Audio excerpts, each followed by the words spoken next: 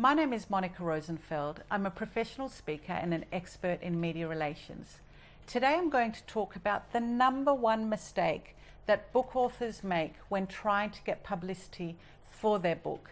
So you're an author, you've gone to the huge amount of trouble of writing a book, you've got it published or it's self-published.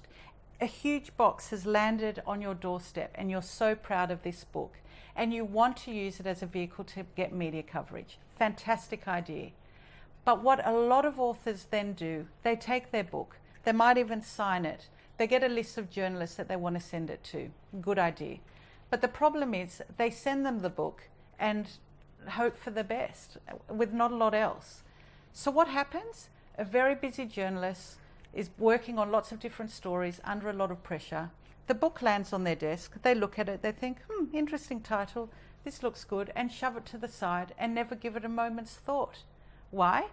It's not because they're lazy. It's not because they don't like your book. It's just because they're busy. And if you can help them by showing them the relevance that your book or the topics in the book have to their audience, you will have a 1000% more success rate if you just send them the book and say, I'd love to be featured about my book. It really comes down to a bit of common sense.